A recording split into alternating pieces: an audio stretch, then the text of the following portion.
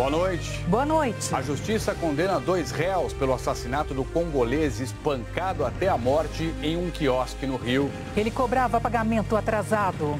Festa para a democracia. Há exatamente 40 anos, a posse de José Sarney marcava o fim da ditadura militar. Na Europa, 30 líderes mundiais discutem a paz na Ucrânia. No Oriente Médio, os Estados Unidos bombardeiam um grupo rebelde que controla o Iêmen. Você vai ver também o sábado de gols nos estaduais. O Atlético leva o título mineiro pelo 6º ano seguido. E na festa de 25 anos da Escola do Bolshoi no Brasil, bailarinos apresentam um clássico do balé mundial.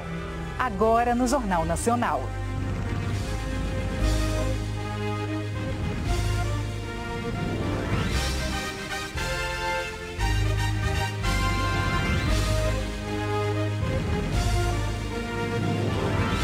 Inscreva-se no canal e ative as notificações para não perder mais edições. O Tribunal do Júri condenou por homicídio triplamente qualificado 2 homens processados pela morte do congolês Moise Kabagambe, agredido num quiosque no Rio de Janeiro. Após 3 anos de espera, veio a resposta da Justiça. 2 dos acusados pela morte do congolês Moise Kabagambe foram condenados pelo Tribunal do Júri por homicídio triplamente qualificado.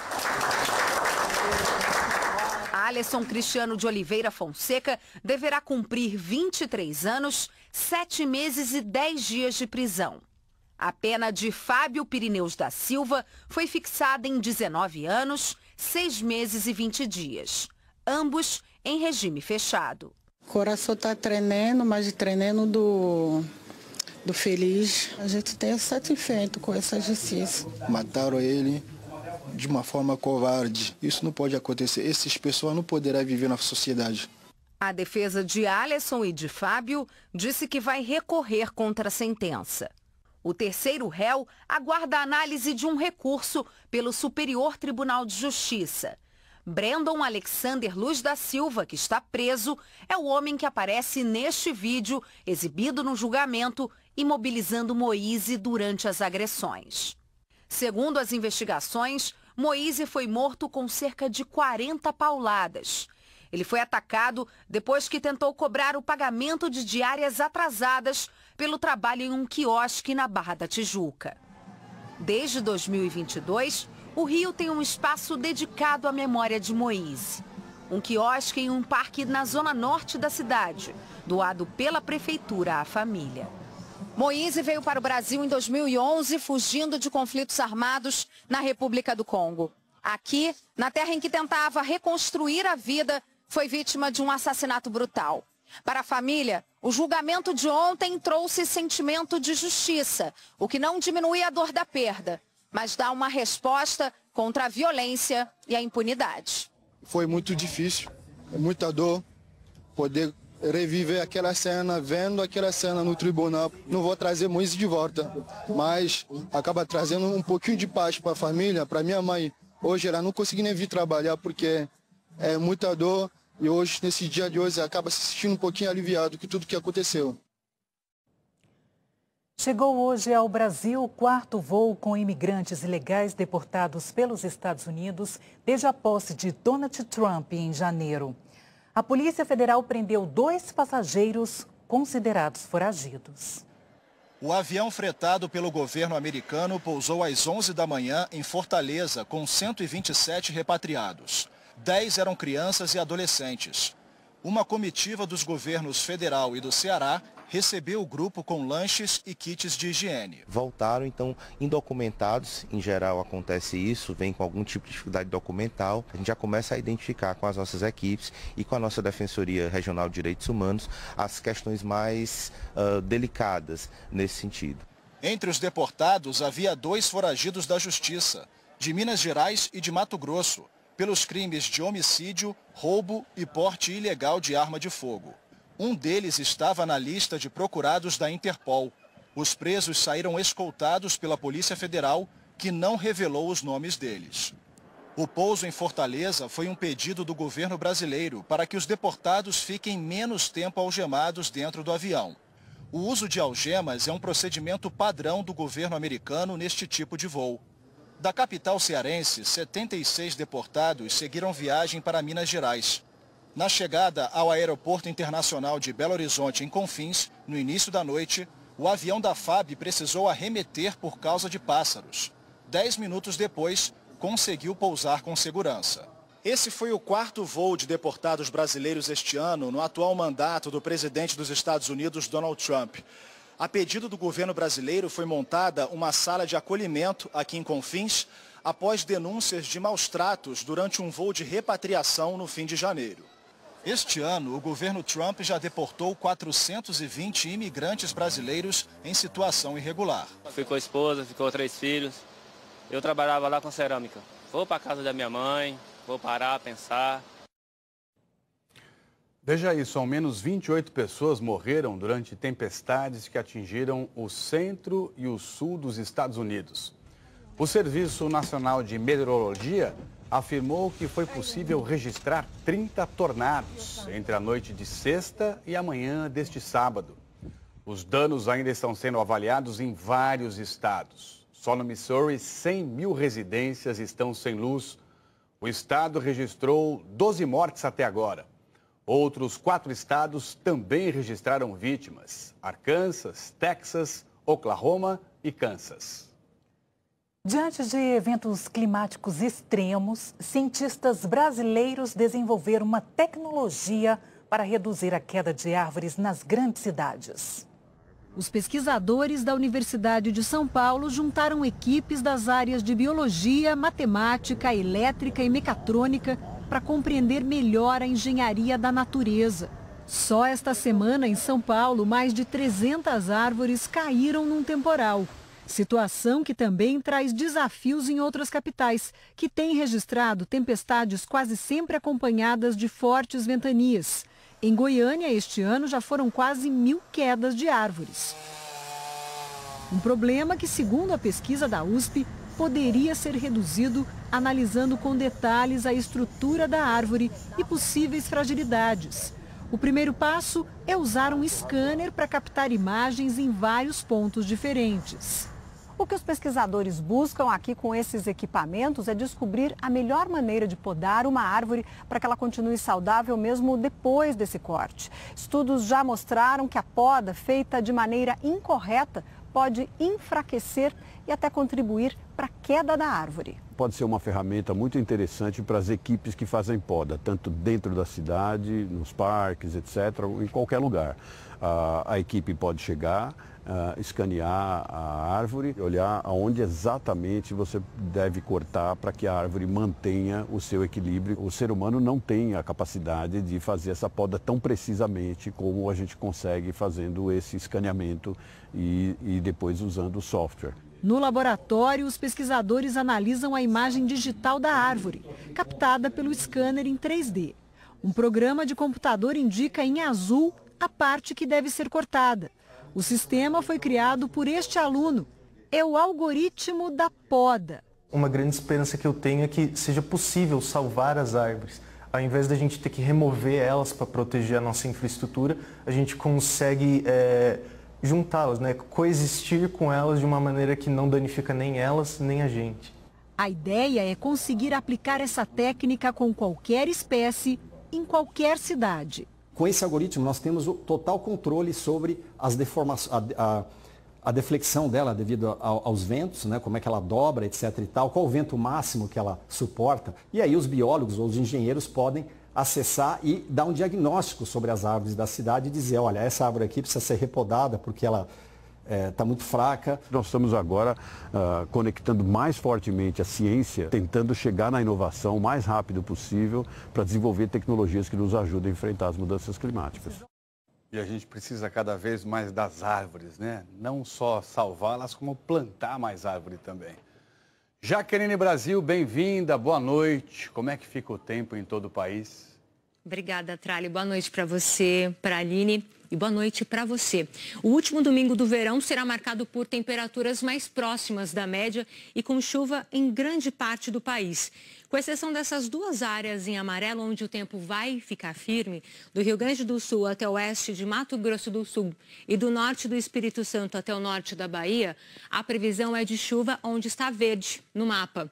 Maior risco de temporais para o Vale do Paraíba, Serra da Mantiqueira e cidades do interior paulista, em quase todo o Rio de Janeiro, sul do Espírito Santo, centro-sul de Minas Gerais e do Acre até o norte de Pernambuco.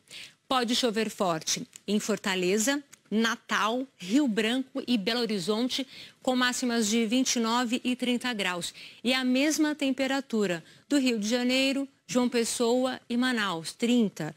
Em Cuiabá e Palmas, 33, 28 em Florianópolis, 24 em Curitiba e 26 em São Paulo. Até quinta-feira que vem, quando acaba o verão, maiores temperaturas serão registradas na área em vermelho escuro, com até 35 graus. Em vermelho claro, 32, e na faixa leste aqui do sudeste, do sul, onde está amarelo, vão ficar entre 26 e 31 graus. Em Porto Alegre deu para sentir bem a diminuição do calor. Depois dos quase 40 graus no início do mês, hoje os termômetros pararam nos 27 e essa deve ser a média nos próximos dias. Mesma situação em São Paulo, que dias atrás registrou a maior temperatura para março desde 1943. Hoje fez 30 e na semana que vem as máximas não devem passar dos 28 graus. E permanece o alerta de chuva nos próximos dias para cidades do norte, nordeste e sudeste. Boa noite, Trali, Aline. Boa noite, bom descanso, Jaqueline. Obrigado, Jaqueline. Bom domingo. Valeu. Pesquisadores de Minas Gerais descobriram que só 1 a cada 5 brasileiros consome a quantidade de frutas e verduras recomendada pela Organização Mundial da Saúde. O almoço da Ana Luísa é sempre assim: arroz, batata frita e carne. Feijão, verdura, não come nada. Sempre foi uma barreira para mim. E ainda hoje, aos 26 anos, eu ainda passo por essa dificuldade. Eu definiria meu paladar como um paladar infantil. É um paladar, assim, de besteiras, vamos dizer, né? De doces e muito industrializado. A Organização Mundial da Saúde recomenda pelo menos 5 porções por dia, o equivalente a 400 gramas de frutas, legumes e verduras, 5 dias por semana. A Ana Luísa está entre os brasileiros que têm dado menos preferência a alimentos saudáveis, segundo um estudo da Universidade Federal de Minas Gerais. Os pesquisadores analisaram dados do Ministério da Saúde entre 2008 e 2023, uma média de 50 mil pessoas por ano em todas as capitais e o Distrito Federal, e concluíram que apenas 1 a cada 5 segue a recomendação da OMS. A gente tem cada vez mais facilidade para comprar alimentos não saudáveis, esses alimentos têm preço reduzido em relação aos saudáveis e com o passar do tempo isso vai então ficando mais conveniente e vai entrando na dieta da população. Quanto mais variedade de legumes, verduras e frutas na mesa, melhor. O difícil é equilibrar o cardápio quando alguns dos preços estão nas alturas. Os pesquisadores concluíram ainda que, além da questão econômica, um outro fator tem sido determinante para as nossas escolhas: a correria do dia a dia. Muitos estão deixando de comer saudável por falta de tempo para ir para a cozinha. Eu trabalho, eu levanto muito cedo e saio de casa muito cedo. Às vezes à noite eu faço um lanche. Geralmente a alimentação eu faço assim a semana toda, porque o tempo muito pouco. Ainda segundo os pesquisadores, é mais fácil construir um hábito na infância que mudá-lo na vida adulta. Nas escolas, a lição é ensinar que comida de verdade é saborosa e dá superpoderes. A gente vai comendo, os nossos ossos, eles têm que produzir cálcio para a gente ficar cada vez maior e poder ter uma vida muito saudável. Essas coisas muito processadas fazem mal à saúde e fazem você ficar com doenças, tipo, uma pessoa saudável pode viver muito mais tempo que uma pessoa que vive só comendo essas besteiras. Tá aí. Cerca de 10 milhões de brasileiros têm dinheiro esquecido na conta do antigo PIS/PASEP. e vão poder sacar o valor a partir do fim deste mês. São mais de 26 bilhões de reais esquecidos. Segundo o Ministério da Fazenda, 10 milhões e 400 mil brasileiros têm direito a retirar o dinheiro. Até agora, apenas 18.800 pessoas deram entrada com o pedido de resgate. Os valores serão pagos a quem trabalhou com carteira assinada entre 1971 e 1988, quando o antigo modelo do PIS/PASEP foi substituído pelo atual. O valor do saque depende do tempo e do salário que a pessoa recebia na época. O Ministério da Fazenda calcula que, na média, são R$ 2.800 por pessoa.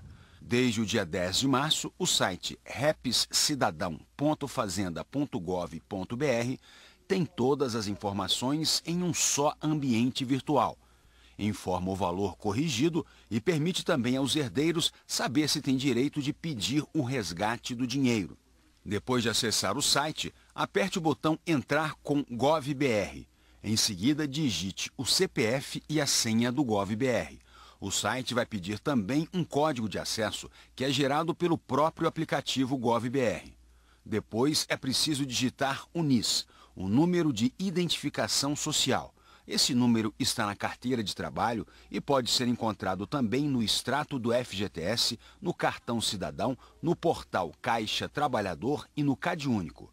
E aí é só clicar em pesquisar. Se você tiver direito ao dinheiro, o aplicativo ensina as próximas etapas. A consulta também continua sendo feita pelo aplicativo do FGTS. Os pagamentos começarão a partir do dia 28 de março. A maioria dessas pessoas vão ser herdeiras, na verdade, grande parte.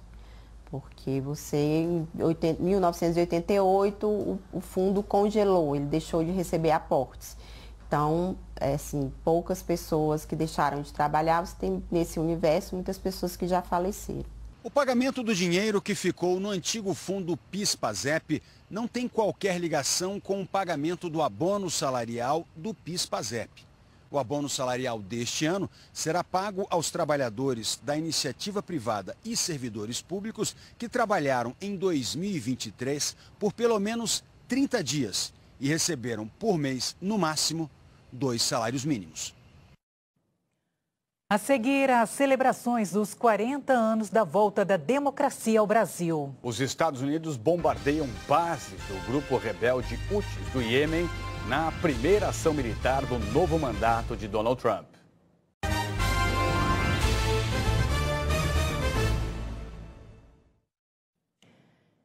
O 15 de março é um marco importante na história do país. A volta da democracia há 4 décadas foi comemorada hoje por chefes dos 3 poderes. Foram 21 anos de ditadura militar.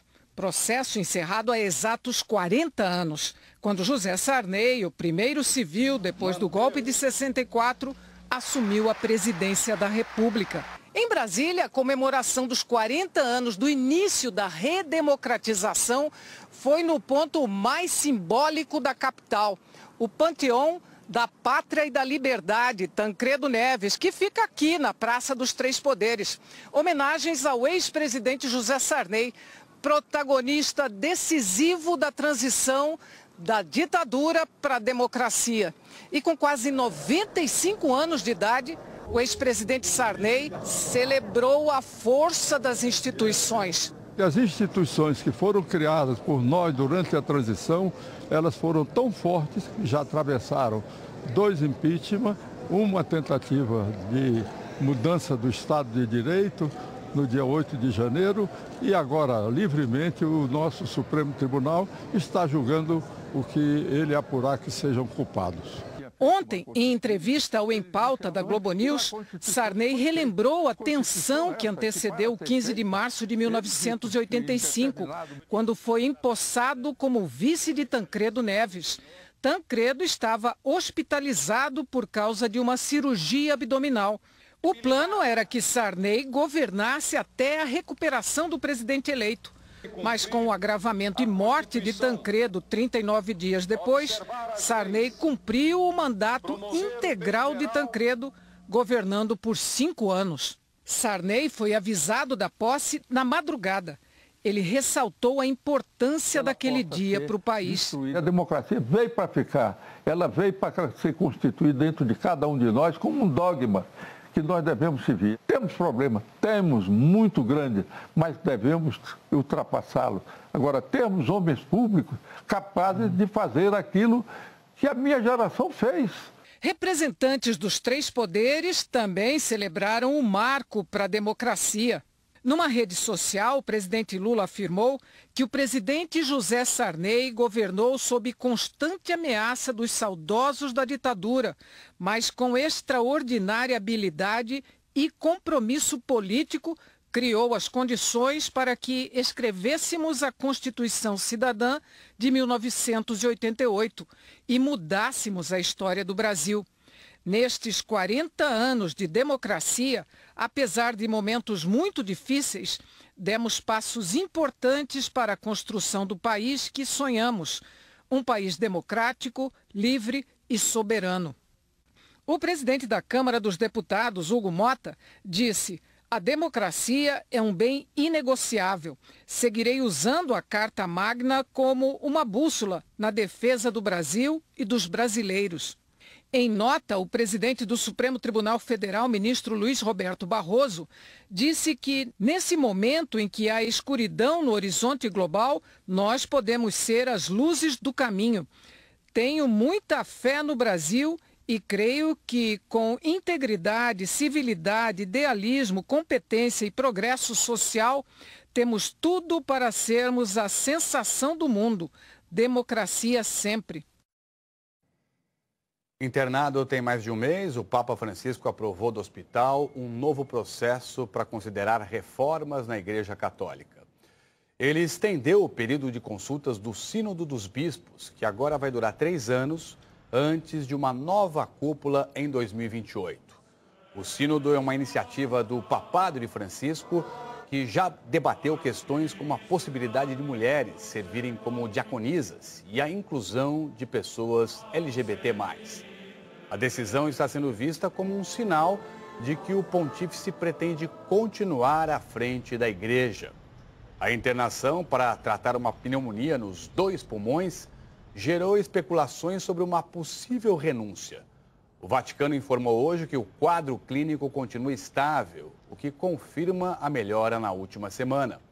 O boletim afirmou também que o Papa continua recebendo oxigênio de alto fluxo e que os médicos estão, aos poucos, reduzindo o uso de ventilação mecânica à noite.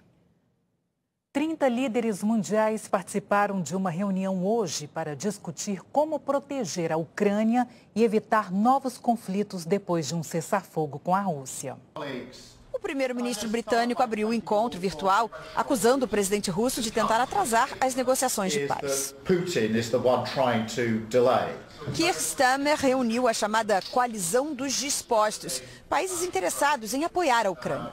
Ao todo, mais de 25 líderes, não só da Europa, mas também do Canadá, Austrália, Nova Zelândia. O presidente da Ucrânia e o secretário-geral da OTAN, Aliança Militar do Ocidente, também participaram.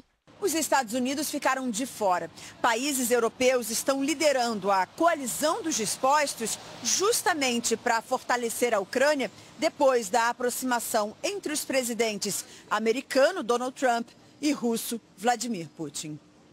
Numa declaração ao fim da reunião, o premier britânico disse que o grupo vai reforçar as forças armadas da Ucrânia e que, em caso de um acordo de paz, estará pronto para ajudar a garantir a segurança do país por terra, mar e céu. Na terça-feira, o presidente ucraniano Volodymyr Zelensky concordou com a proposta americana para um cessar-fogo de 30 dias.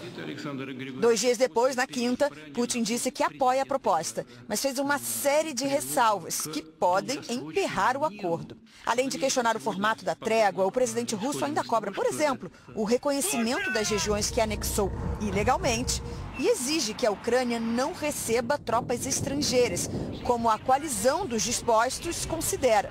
Na reunião de hoje, Zelensky defendeu que o contingente estrangeiro em solo ucraniano é uma garantia de segurança também para toda a Europa.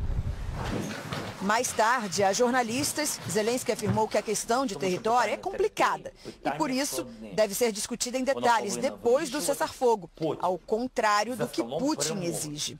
Mas voltou a frisar: não reconheceremos os territórios ocupados como russos, sob hipótese alguma. Os Estados Unidos lançaram hoje bombardeios contra o grupo rebelde financiado pelo Irã e que governa o Iêmen. A primeira ação militar do segundo mandato de Donald Trump foi anunciada pelas redes sociais do presidente. Um bombardeio lançado de aviões e navios contra bases do grupo rebelde Houthi, que controla parte do Iêmen. Terroristas Houthis, seu tempo acabou e seus ataques têm que parar a partir de hoje. Caso contrário, o inferno vai cair sobre vocês como algo que vocês nunca viram antes, escreveu Trump. Segundo o Pentágono, os alvos foram bases de mísseis e defesa aérea do Iêmen. Na capital, Sanaa, o bombardeio a um quartel deixou 9 mortos. Os Houthis disseram que os ataques de hoje foram injustificáveis e que vão responder à escalada na mesma moeda. A milícia Houthi controla a maior parte do Iêmen há 10 anos. O país ocupa uma posição estratégica no Oriente Médio, na entrada do Mar Vermelho, uma rota marítima importante que liga a Ásia e a África ao Mar Mediterrâneo e à Europa.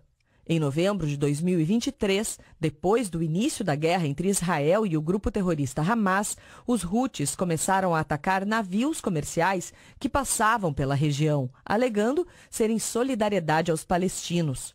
Os Houthis, assim como o Hamas, são financiados pelo Irã.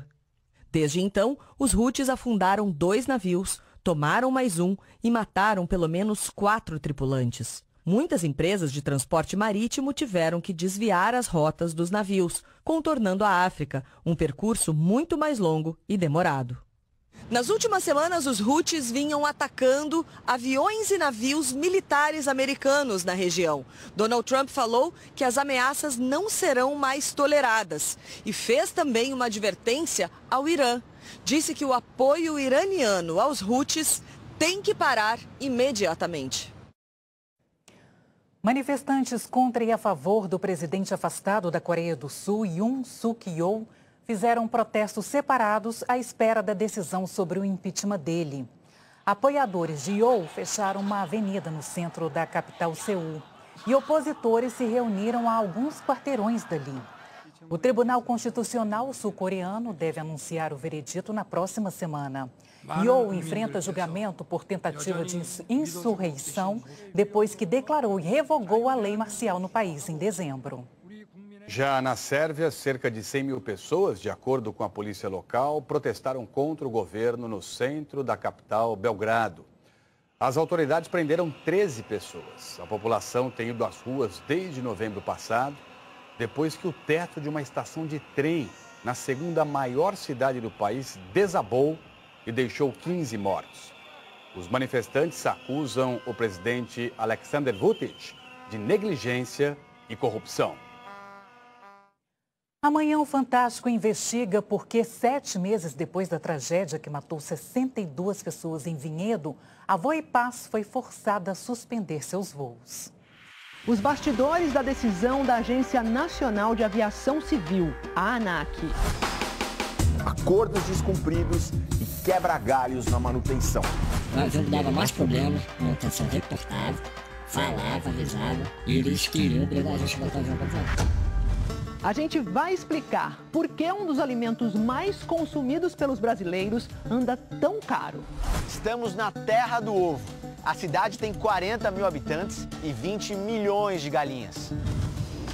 A mulher sequestrada no estacionamento de um pet shop em São Paulo falou com exclusividade sobre o pânico que enfrentou. Toda hora, parece que eu tô aqui ouvindo os tiros. A operação que apreendeu 10 mil telefones roubados e furtados nas ruas de São Paulo e agora milhares de paulistanos estão sendo surpreendidos com uma ligação da polícia. E para informar você que seu celular foi recuperado, ele se encontra aqui. Sério? O caso Vitória. A investigação toma novos rumos e o Fantástico vai trazer todos os detalhes. No maior festival de inovação e tecnologia do mundo, voamos em um drone gigante. É o mais próximo que existe hoje de um carro voador. Tempo Rei, a última grande turnê de Gilberto Gil. Toda menina baiana vai estar representada lá. As canções de amor, as canções de paixão, de desencanto também. É fantástico, é depois do Domingão com Hulk. A gente se vê.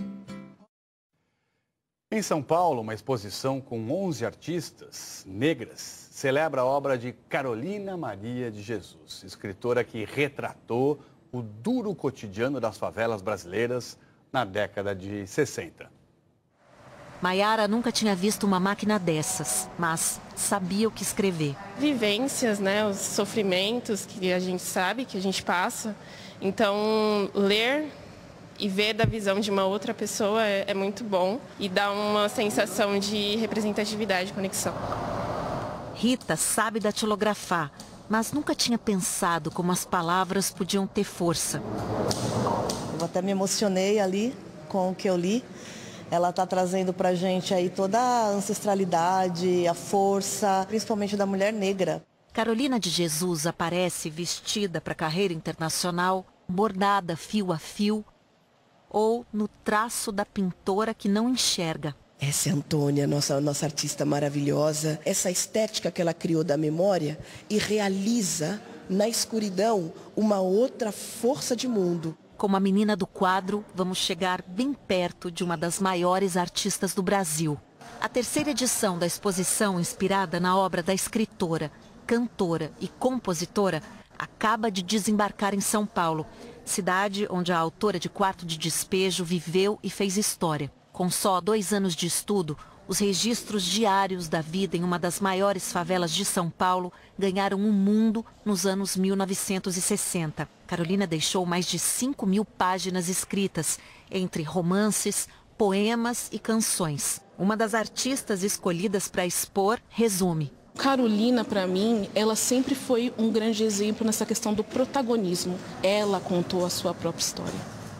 A gente vem para a exposição por aquela Carolina e acaba conhecendo outras 11 artistas negras na expressão das dores, alegrias e sonhos. E aí acontece que a gente se vê também Carolina de Jesus, no detalhe de um cenário, na impressão de uma memória, no trecho de uma história. Isso era tudo o que as curadoras queriam. A Carolina, ela vive um pouquinho dentro de cada uma de nós, né? Nas nossas vivências, nas nossas lutas diárias. E a gente continua precisando diariamente reforçar o nosso sonho, o nosso desejo de mostrar a nossa potência e não a nossa vulnerabilidade, assim como Carolina fez. Daqui a pouco, os gols dos campeonatos estaduais. O Atlético leva o título mineiro pelo 6º ano seguido.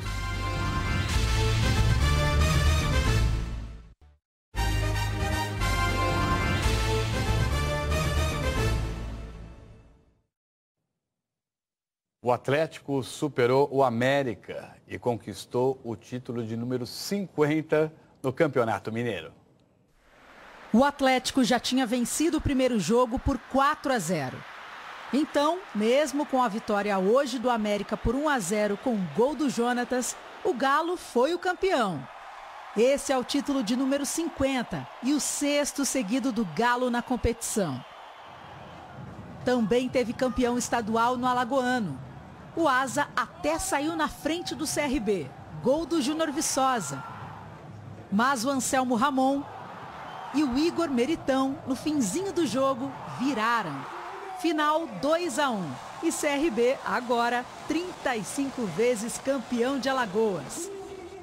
Na primeira partida da final do Cearense, melhor para o Ceará, que derrotou o Fortaleza por 1-0. Fernando Sobral fez o gol do jogo. As equipes voltam a se enfrentar no próximo sábado. E o Sport se classificou para a final do Campeonato Pernambucano ao vencer o Santa Cruz por 1-0. Fabrício Domingues botou o Sport na decisão, que agora espera o vencedor de Maguari e Retrô. O São Paulo venceu o Corinthians e conquistou a Supercopa Feminina de Futebol. No tempo normal, as duas equipes empataram em 0-0. A Lelê, goleira do Corinthians, chegou a defender um pênalti da Camilinha no início do segundo tempo. A decisão, então, foi para os pênaltis. E o São Paulo foi melhor. Robinha converteu a última cobrança. São Paulo, pela primeira vez, campeão da Supercopa Feminina. O tenista brasileiro João Fonseca se classificou agora há pouco para a final do torneio de Phoenix, nos Estados Unidos. Ele ganhou na semifinal do Kei Nishikori, que já foi o número 4 do ranking mundial do tênis. Hoje o japonês ocupa a posição 76. 2-0 para o João, que agora vai enfrentar na final o Alexander Bublik, do Cazaquistão, número 82 do ranking. Boa sorte. Sport TV 3 vai transmitir a final do torneio de Phoenix entre João Fonseca e Alexander Bublik amanhã, a partir das 6 da tarde, hora de Brasília. E amanhã, a campeã olímpica Ana Marcela Cunha e outras nadadoras vão disputar o título de Rainha do Mar em Copacabana.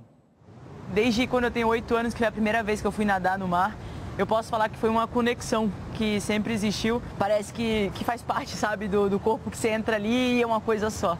É uma vida no mar. Ana Marcela Cunha ganhou ouro na maratona aquática nos Jogos Olímpicos de Tóquio e é 7 vezes campeã do circuito mundial. Soberana das águas, mas que só ano passado foi coroada no Rainha do Mar e agora tenta o bicampeonato. Uma prova de 2.500 metros, que traz desafios diferentes até para quem está acostumada a nadar 10.000 metros em águas turbulentas. Porque o Rainha do Mar intercala momentos de natação com corrida na areia entre cada volta no circuito.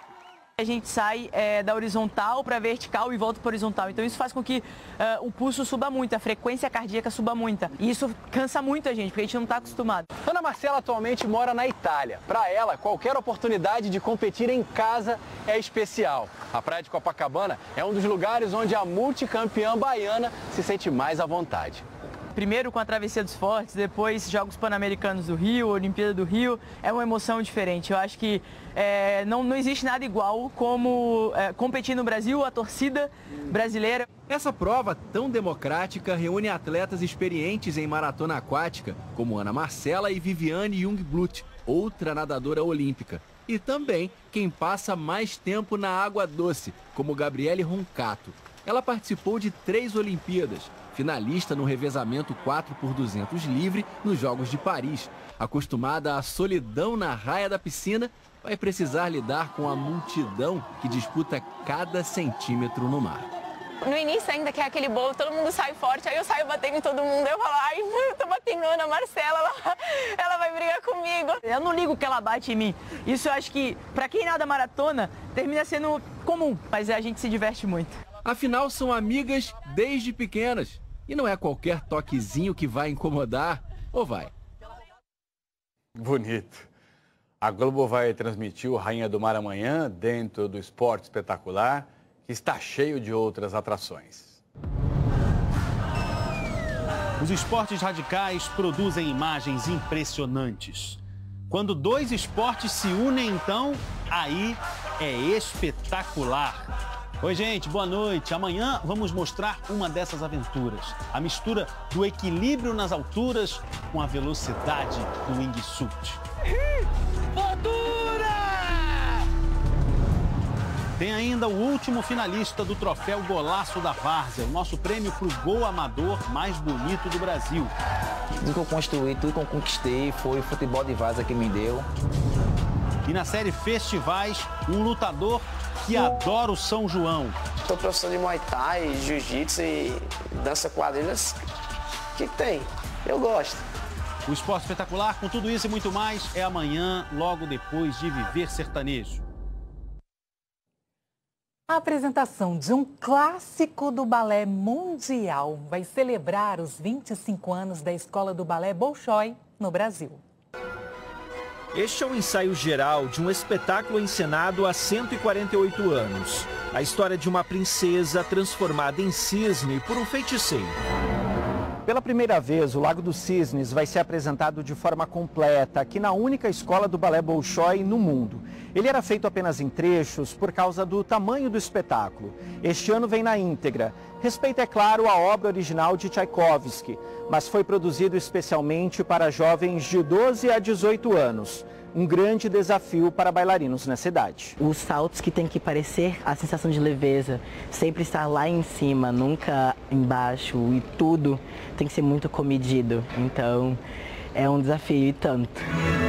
100 dançarinos passaram pelo palco durante as 2 horas de apresentação. É um dos balés mais difíceis tecnicamente falando, exige muito de cada bailarino, o corpo de baile tem que estar impecável.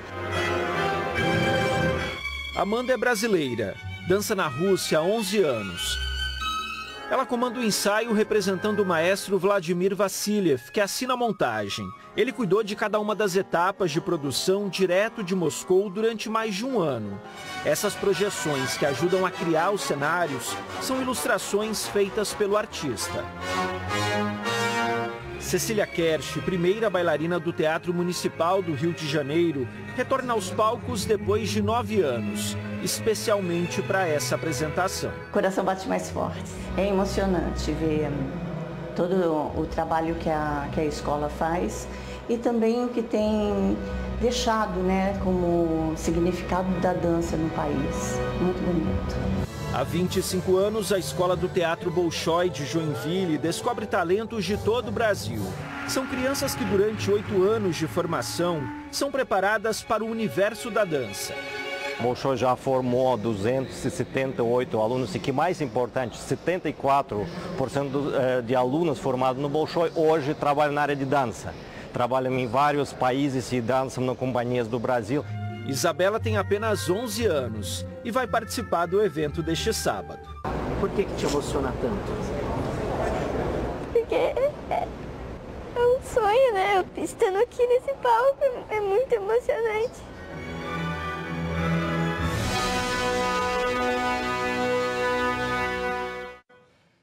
Muito obrigado pela sua companhia, boa noite e um ótimo domingo. Que você aproveite o seu restinho de sábado, tenha um excelente domingo. Obrigado.